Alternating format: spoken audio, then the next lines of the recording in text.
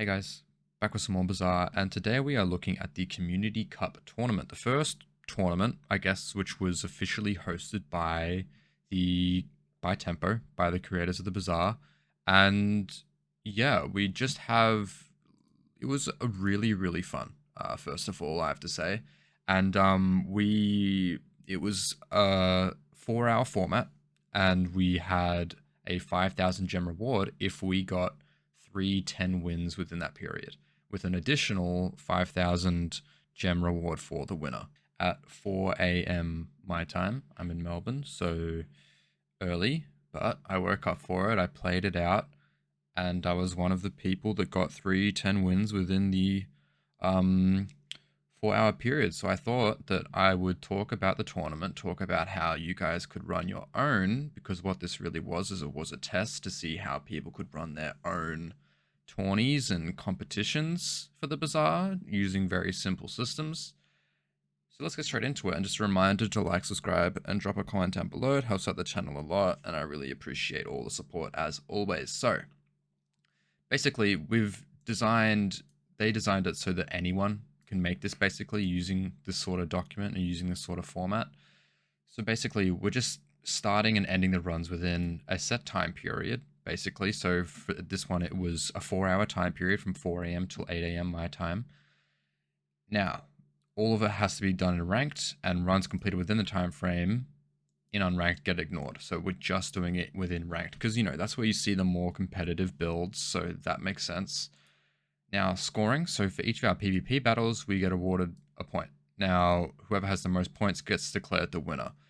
How it kind of ended up working is that they ignored 7, 8, and 9 wins, really, and it ended up just being a competition for who could get 3 10 win runs with the most prestige, basically. Now, if you're running a smaller tournament, maybe this makes more sense if you're playing a limited amount of games.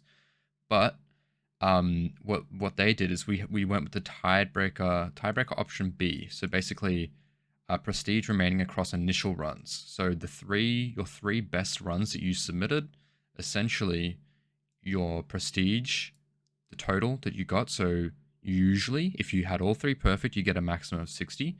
That's how it worked, basically. So whoever got the most prestige, basically, with those 10 wins. So the winner of this tournament was Sneaser, and he got 3 perfect runs. Those were his best runs, so he got a perfect score. And then Classy came in second. I believe he got a score of 57 or 58 or 59. He got 2 perfects and 1 gold victory, which with just, one early loss. So we have a bunch of different tiebreaker stuff here. So basically, the way that it works is we join you join a lobby in Discord, and then as soon as you're ready to be scored, so you hover on this screen here. However, if you want to confirm the prestige, that's something that they can check themselves. However, if you want to check the prestige, you should remain on the previous screen so someone can check that. And then you join a lobby in a Discord, and basically someone will verify it. So they'll have a look at your screen, you'll click through the things, you'll press continue on both screens, check the prestige, check the win. They'll look at your ranked chest as well to make sure you're doing ranked. And that's how they verify it.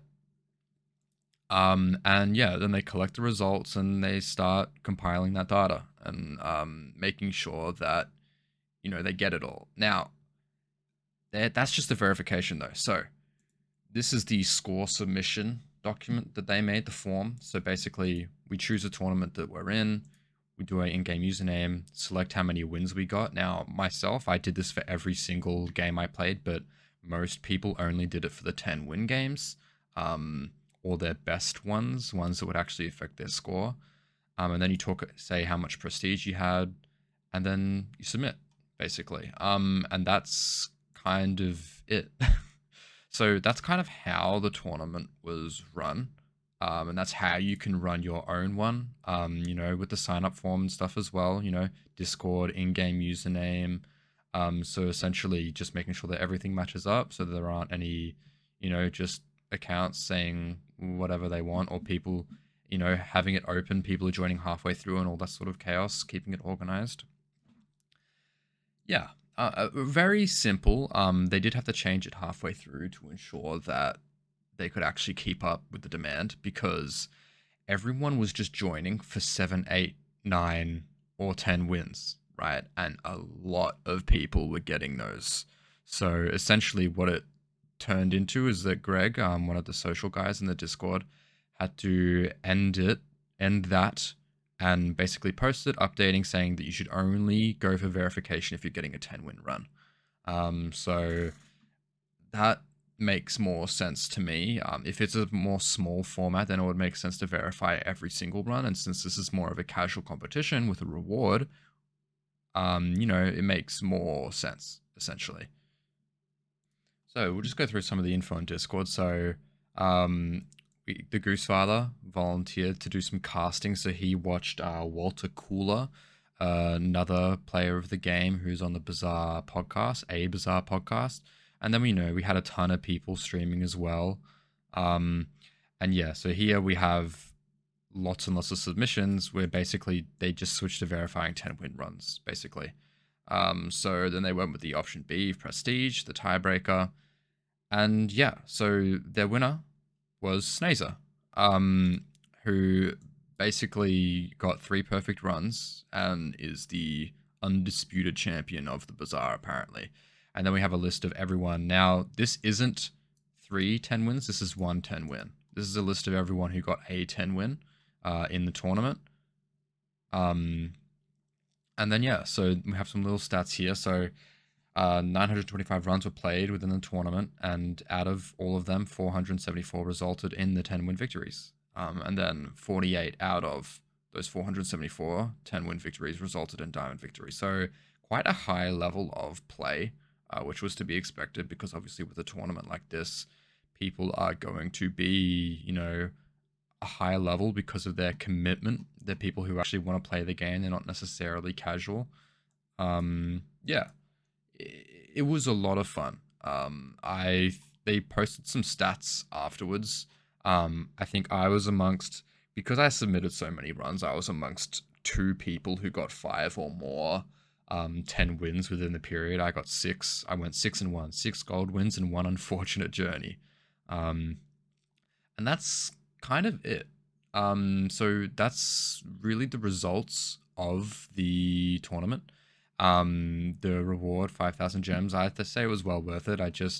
If I had any critiques, it would be the fact that I had to wake up at 4 a.m., which they have addressed. They said that they're going to do it at different times, for people who are international and need to do, other things. So they're going to test different things, basically. And this was just a way for them to see how everyone could run a tournament of their own, basically, and kind of say to the community that people can do this themselves.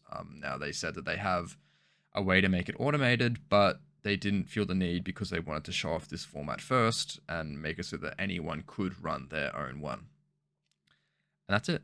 If you enjoyed, comment, like, drop a subscription as well. And yeah, I will see you in the next one.